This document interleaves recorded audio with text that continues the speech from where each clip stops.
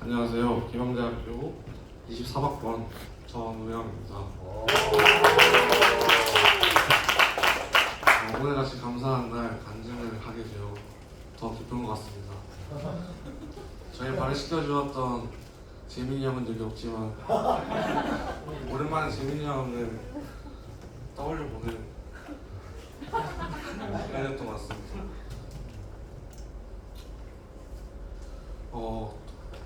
사실 저번 주에 간증하라고 말씀하셨는데 제가 까먹어가지고 급하게 다시 준비해가지고 그래도 제 마음이 전해졌으면 좋겠습니다. 저는 재민이 형부터 시작해서 예은 선교사님, 그리고 현아 선교사님, 그리고 현정 선교사님, 그리고 하영 선교사님까지 그래서 5번째 가지고 하고 있는데요. 오늘 8걸음에 대해서 이야기할 건데 8걸음 할 때 당시 현정 선교사님이랑 선교사님이랑 함께 하고 있었는데 제자의 길을 걸으며 전도의 개인적인 장애물을 발견하고 예수님의 능력으로 극복하게 되기를 바란다 는 말씀과 많은 경우 우리가 생각했던 장애물들은 실제로 하나님이 복으로 주신 어려움이다 라는 문장이 있었습니다. 저는 그 문장을 너무 마음에 들어 남아서 교재에다가 밑줄을 긋고 카톡 프로필로 해놨었습니다.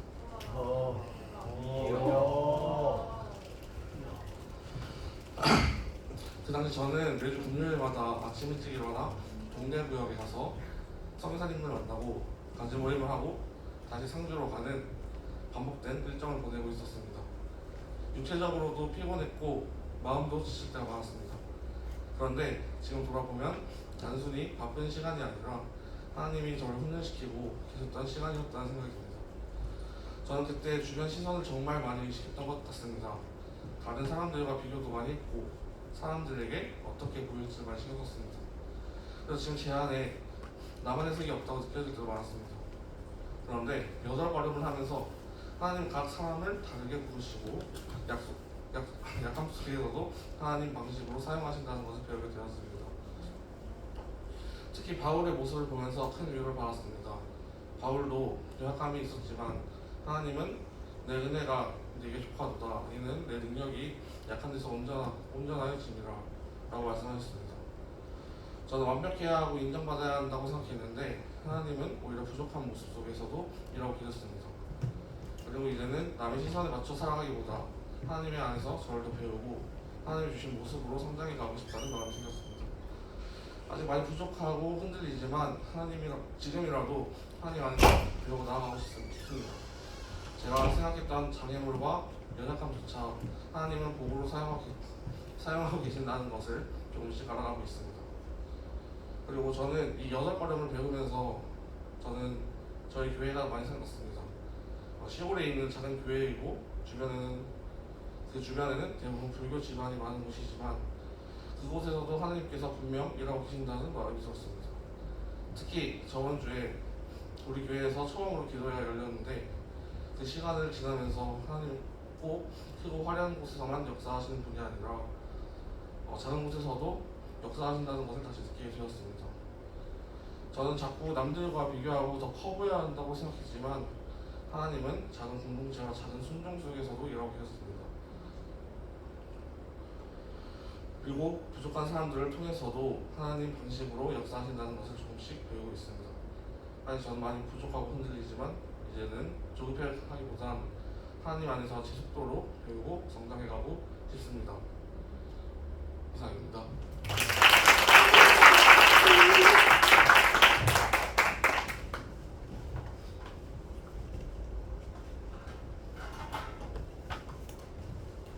네, 오늘 가지장 임명식과 우리 정의영 가지장도 한마당 간증 참 감사합니다. 귀한 시간인 것 같아요. 여러분들도 가지장이 되기를 꿈꾸시고 한 영혼을 품고 양육하고 하는 것이 하나님께서 가장 기뻐하시는 일이다 라고 자부할 수 있겠습니다. 저도 그 부분에 대해서 은혜를 많이 받고 또 사람이 하나님 말씀 앞에서 변화되고 성숙하고 성장하는 것을 보면서 이 공동체에 소망이 있구나라는 것을 학생 때 좀 경험을 했던 것 같아요. 그거를 좀 많이 경험해가지고 지금까지 있는 것 같습니다. 그래서 많이 경험하시면 선교사님 함께 걸어가시고 또 그 길을 함께 했으면 좋겠습니다. 오늘 디모데전서 6장 11에서 12절 보시겠습니다. 디모데전서 6장 11절부터 12절. 디모데전서 6장 11절부터 12절까지 말씀 보도록 하겠습니다.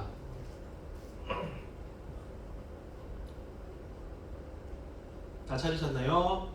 네, 우리 한 목소리로 한번 읽도록 하겠습니다. 시작. 오직 너 하나님의 사람아 이것들을 피하고 의와 경건과 믿음과 사랑과 인내와 온유를 따르며 믿음의 선한 싸움을 싸우라. 영생을 취하라. 이를 위하여 내가 부르심을 받았고 많은 증인 앞에서 선한 증언을 하였도다. 아멘. 여러분 오늘 설교 제목이 오직 너 하나님의 사람아 라고 잡았는데요. 11절 딱 보니까 바울이 디모데를 가리켜서 뭐라고 부릅니까? 오직 너 하나님의 사람아 라고 부릅니다. 디모데야 라고 부르지 않고 오직 너 하나님의 사람아 라고 부릅니다. 여러분이 하나님의 사람이라는 호칭은 굉장히 영광스러운 호칭입니다. 구약에서부터 하나님의 사람이라는 호칭이 사용이 됐는데 누구한테 불려졌을까? 이 호칭이 선지자들한테 맞는데 누구? 어떤 사람들한테 하나님의 사람이라고 이제 호칭이 붙여졌을까? 모세, 그렇지? 신명기 33장 1절 보면 하나님의 사람 모세가 죽기 전에 이스라엘 자손을 위하여 축복함이 이러하니라고 합니다. 또 한 번 맞춰봐. 누구 있을까? 또 한 번. 누가 있을까? 사무엘. 사무엘상 9장 6절 보면 그가 대답하되 보소서 이 성읍에 하나님의 사람이 있는데 이 하나님의 사람이 사무엘을 가리키는 표현입니다. 그리고 느헤미야 12장 24절 가보면 하나님의 사람 다윗의 명령대로 순서를 따라 주를 찬양하며 감사하고 이렇게 돼 있거든. 누구를 하나님의 사람이라고 또 불렀다고? 다윗. 그리고 열왕기상 17장 18절 보면 여인이 엘리야에게 이르되 하나님의 사람이여 당신이 나와 더불어 무슨 상관이 있기로 블라블라 합니다. 누구를 가리켜서 이야기하는 겁니까? 엘리야죠. 그렇죠? 엘리야를 가리켜서. 그리고 여러분 엘리야 제자가 누구야? 엘리사도 하나님의 사람이라고 불립니다. 열왕기하 4장 7절 보면 그 여인이 하나님의 사람 엘리사를 가리킵니다. 하나님의 사람에게 나아가서 말하니 라고 이야기를 하거든요. 그러니까 구약에서부터 하나님의 사람이라는 호칭이 모세, 사무엘, 다윗, 엘리야, 엘리사에게 사용된 아주 영광스러운 호칭이었어요. 이 신약 성경에 하나님의 사람이라는 호칭이 오늘 본문 디모데전서 6장 11절에 누구를 가리켜서 표현됩니까? 디모데에게 하나님의 사람이라는 호칭이 적용이 되죠. 이 말인즉슨 디모데 너는 구약에서부터 이어져 오는 하나님의 지도자들에게 이 호칭이 붙여졌으니 너의 뿌리가 거기에 있다라는 것을 알려주는 거거든요. 구약과 신약의 지도자들 모두 하나님의 사람임을 알려주고 있죠. 디모데의 영적 권위를 세워주는 말이기도 합니다. 그리고 하나님의 사람이라는 호칭은 디모데전서 앞에 보면 거짓 교사들에 대한 이야기가 많이 나오거든요. 디모데 너는 하나님의 사람이니 거짓 교사들과는 이렇게 달라야 한다는 것을 강조하기 위해서 하나님의 사람이라는 호칭을 사용하기도 했습니다. 여러분, 하나님의 사람과 같이 신자들을 가리키는 다른 용어들이 성경에 몇 개 등장을 하는데요. 어떤 게 있을까요? 신자들을 가리키는 호칭 어떤 거 있을까? 교회에 가보면 뭐 이렇게 부르잖아. 집사님이라고 부르기도 좀 애매하고 성도 그렇죠? 성도라는 이 단어가 굉장히 영광스러운 단어거든요. 성도는 구약에서부터 주의 백성들에게 사용된 단어인데 기본적으로 구별된 자라는 뜻입니다. 세상과 구별된 자, 하나님 앞에 서 있는 세상과는 구별된 자라는 굉장히 영광스러운 호칭이에요. 그리고 두 번째 또 신자들을 가리키는 호칭이 그리스도인이라는 단어입니다. 이거는 몇 번 말씀드렸는데 혹시 기억납니까? 신약의 그리스도인이 몇 번 사용되는지, 몇 번 등장하는지? 3번. 그렇지. 그래도 기억이 나네. 완전히 맛이 가지 않았구만. 3번 등장을 한단 말이에요. 사도행전 11장 26절에 처음 그리스도인이라는 단어가 등장하는데, 이 그리스도인이라는 단어는 우리가 붙인 게 아니라 안디옥에 있는 믿지 않는 자들이 교회 다니는 사람들을 바라보면서 그리스도인이구나 라고 호칭을 붙여준 거란 말이에요. 아시겠죠? 그리고 세 번째 신자들을 가리키는 호칭 뭐 있을까? 우리 좋아하는 단어 뭘까? 우리를 가리키는 단어 제자. 그치? 우리 제자도 성교회잖아. 제자란 말이에요. 그러면 여러분, 제자라는 말은 신약 성경에 몇 번 등장할까? 마태복음에만 80번 이상 등장합니다. 엄청나게 많이 등장을 하죠. 신약 성경에는 그러니까 그리스도인이라는 말보다는 제자라는 단어가 훨씬 많이 등장합니다. 초대교회 당시 그리스도인이라는 호칭보다 제자라는 호칭이 더 많이 쓰였다는 것을 우리가 알 수 있죠. 당시 제자라는 말은 스승을 따르는 사람을 가리켜서 표현되는 말이었기 때문에 예수님을 쫓아다녔던 사람들을 가리켜서 다 제자라고 불렀던 겁니다. 여러분, 우리는 예수님의 제자가 맞습니까? 맞죠? 우리 크게 아멘하자. 우리 모두 예수님의 제자 맞습니까? 네. 그렇죠? 이 호칭이라는 게 정체성을 가지고 오거든요. 그렇죠? 우리는 예수님의 제자다라는 호칭을 붙임으로 정체성이 온단 말이에요. 우리는 십자가를 지신 예수님을 따라가는 자들입니다. 그렇죠? 우리도 예수님이 지셨던 그 십자가를 지고 예수님이 가셨던 그 길을 함께 걸어가야 하는 제자들입니다. 맞습니까? 네. 여러분, 우리 DFC고요. 저 뒤에 앉아 계신 우리는 또 선교사님들이고요. 우리는 또 오늘 가지장 임명 받았잖아요. 그렇죠? 우리는 가지장들이고 또 어떤 우리는 가지원들입니다. 지난번에 4월 25일이 DFC 창립 기념일이거든요. 그때 갔던 가지장들 있죠. 그렇죠? 거기 가가지고 이제 또 DFC 창립을 기념하며 여름 수련을 준비하는 예배를 드리고 시간들을 가졌습니다. 올해 DFC가 34주년입니다. 34살이 됐습니다. DFC가 그렇거든요. 여러분들이 그 역사의 현장을 계속해서 이어나가고 있다는 점, 별로 안 영광스럽나? 어때요? 별로 너희랑 뭐 상관없나? 어때요? 우리 DFC 34주년이거든요. 그 34년이라는 역사 안에 너희가 또 거기에 서 있다라는 것들을 기억하셨으면 좋겠습니다. 여러분, 신약에 하나님의 사람이라는 말이 오늘 본문 외에 한 군데 더 등장하거든요. 한 군데 더. 그게 어디냐면 요건 찾아봅시다.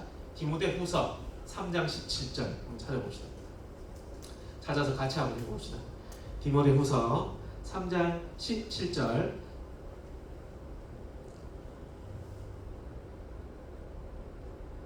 다 찾았습니까? 디모데후서 3장 17절 힘차게 한번 읽어봅시다. 시작. 이는 하나님의 사람으로 온전하게 하며 모든 선한 일을 행할 능력을 갖추게 하려 함이라. 아멘. 신약 성경에 딱 2번 나옵니다. 하나님의 사람이라는 말이 딱 2번 등장하는데, 한 번이 오늘 본문인 디모데전서 6장 11절. 이건 누굴 가리키는 표현이었다고? 디모데를 가리키는 표현. 근데 방금 읽었던 디모데후서 3장 17절 읽어보니까 이건 누구를 가리키는 말일까? 응? 우리 모두를 가리키는 말입니다.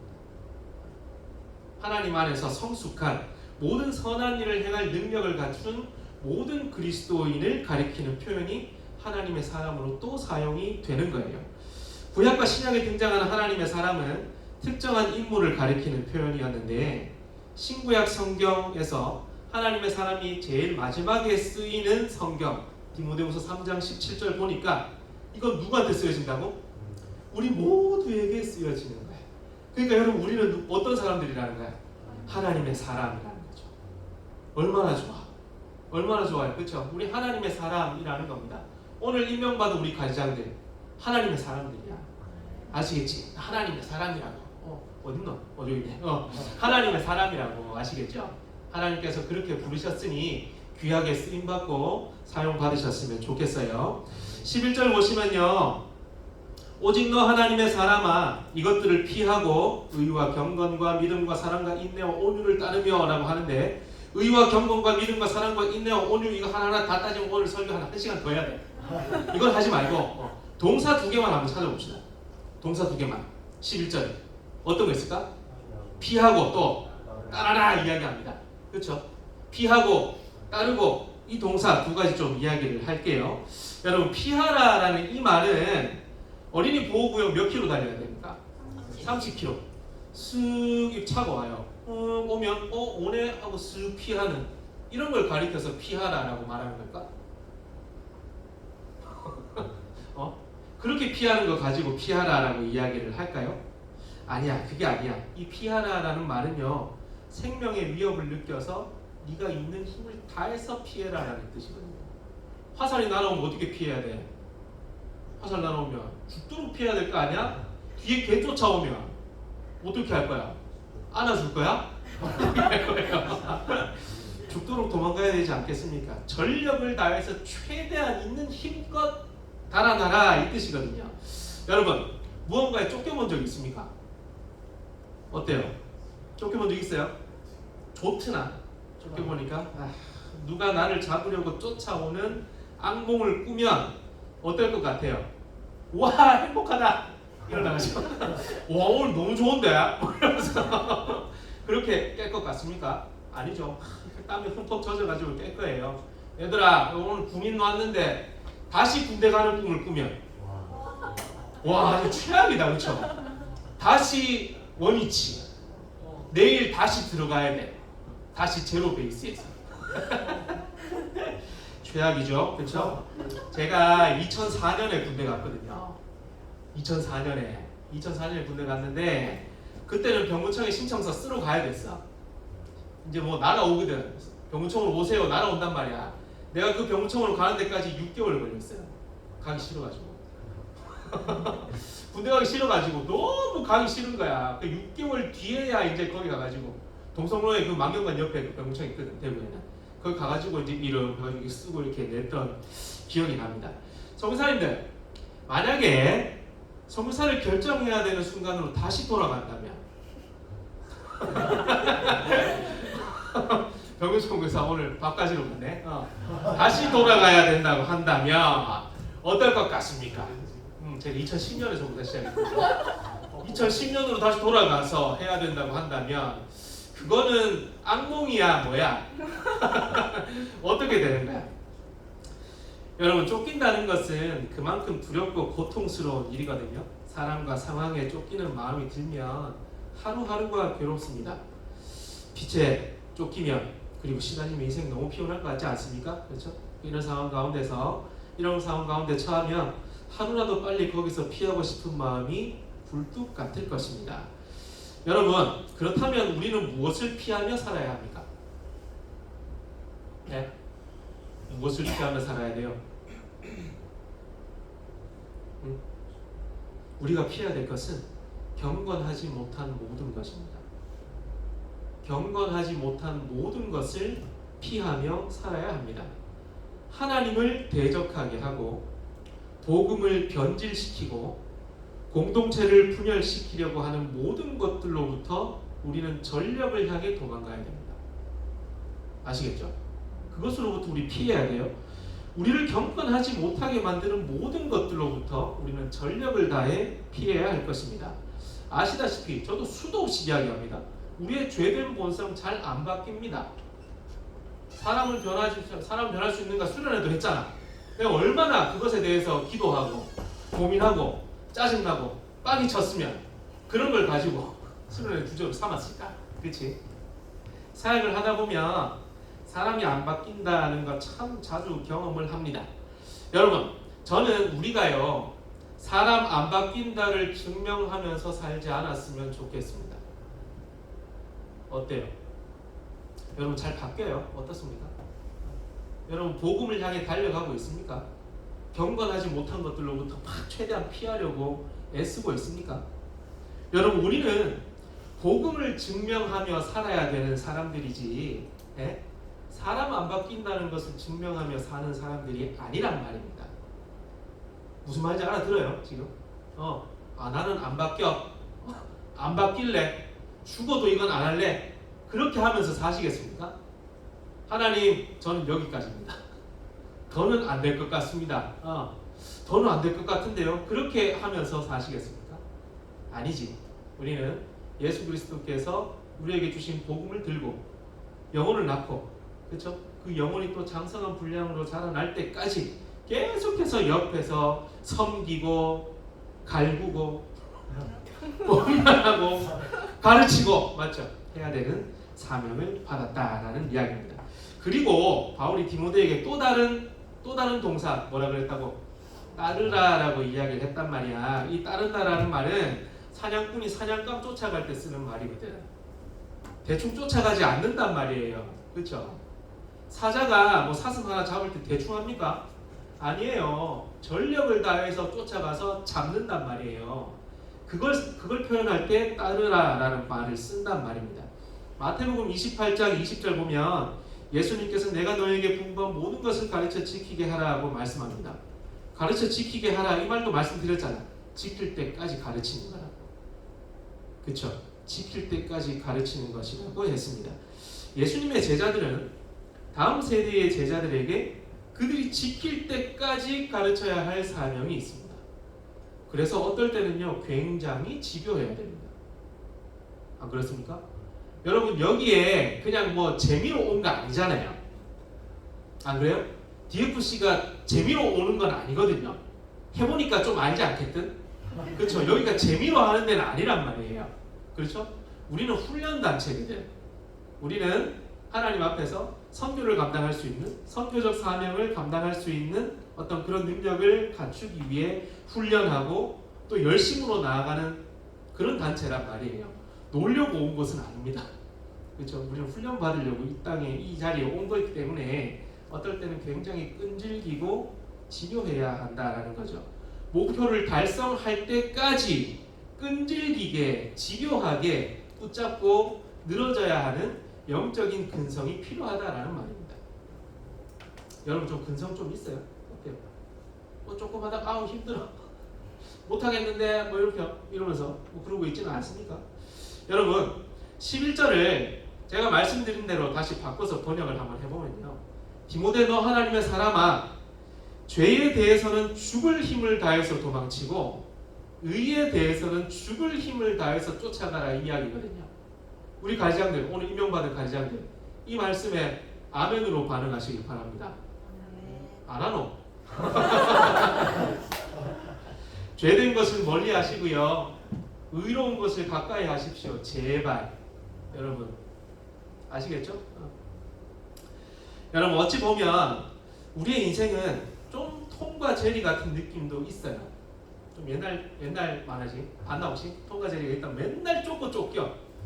맨날 쫓고 쫓긴단 말이야. 근데요, 그럴 때도 있지 않더나? 어떨 때 무엇이 나를 쫓아오는지도 모르고 막 도망가. 뒤에 뭐가 쫓아오는지 잘 몰라. 근데 막 도망가고 있어. 불안해가지고 막 도망가고 있어.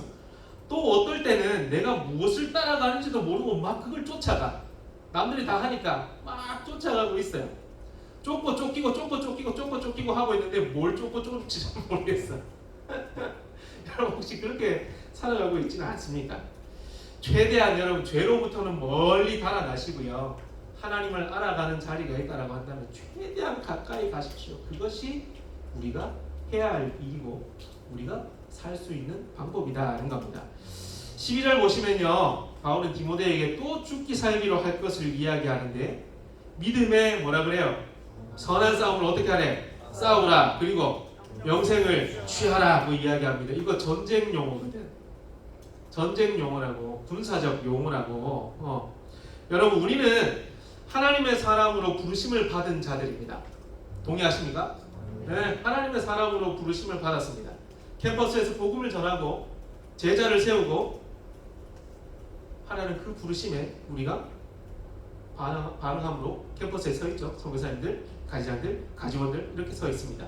그래서 우리의 삶의 목적은 분명합니다. 무엇에 쫓기고 무엇을 쫓아가고 그렇게 사는 것이 아니고요.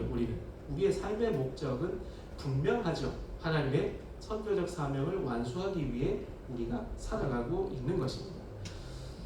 여러분, 하나님께서 우리를 부르신 이유가 믿음의 선한 싸움을 싸우고 영생을 취하기 위해 부르셨습니다. 네, 싸우고 취하기 위해 부르셨다라는 거죠. 여러분, 주님께서 우리에게 전투를 치를 수 있는 힘도 안 주시고 싸우라라고 이야기하시진 않을 거 아니에요. 그렇죠? 우리에게 하나님께서 분명히 능력을 주셨습니다.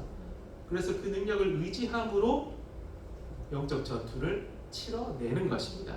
싸우고 취하라고 명령하신 주님께서 싸울 수 있는 힘을 주지 않았다. 이건 말이 안 되는 거다라는 거죠. 이 명령을 직접 받고 있는 디모데에게 주님께서 행할 능력을 주셨을까요? 안 주셨을까요? 주셨지, 당연히. 지금 이 말씀을 듣고 있는 여러분들에게도 하나님께서 승리할 수 있는 힘을 주셨을까? 안 주셨을까? 주셨습니다. 그래서 우리가 그 믿음 가지고 캠퍼스에 나아가서 또 이 일을 행하는 것이죠. 여러분, 주님께서 우리를 믿음의 선한 싸움을 위해 부르셨다는 것을 기억하십시다. 성도사님, 저는 싸우는 거 싫은데요. 저는 평화주의자인데요. 이렇게 말할 수 있겠습니다. 하지만 여러분, 싸워야 할 때는 싸워야 합니다. 싸워야 될 때가 분명히 있을 거거든요. 그때는 우리가 힘을 다해서, 온 힘을 다해 싸워야 한다는 것이죠. 악한 무리들이 하나님의 말씀과 그분의 교회를 공격한다면 그 공격을 막아내고 사탄을 물리쳐야 할 사명과 부르심이 우리에게 있다는 것을 기억하셨으면 좋겠어요. 오늘 말씀 맺겠습니다. 여러분, 오늘 가지장 임명식을 했어요. 그렇죠? 가지장 임명식을 해서 오늘 또 3명의 가지장이 세워졌습니다. 특별히 우리 오늘 세워진 핵가지장들 캠퍼스에서 잘 싸워주시길 바랍니다. 맛있는 거 사줄게. 잘 싸워주시고요. 또 거기에서 승리하시고 또 주님께서 주시는 열매를 풍성하게 맛볼 수 있었으면 좋겠습니다. 하나님께서 역사하신다는 것을 직접 목격하십시오. 그것만큼 강력한 것이 없습니다. 그것만큼 확실한 은혜가 없다는 것을 기억하시고 여러분에게 맡겨진 그 소중한 가지원 부지런히 키우시고요. 기도하시고 사랑으로 품고 또 그들이 또 다른 영혼을 낳을 수 있을 때까지 집요하게 물고 늘어질 수 있는 우리 가지장들 되셨으면 좋겠습니다. 기도의 인도자 나와주십시오.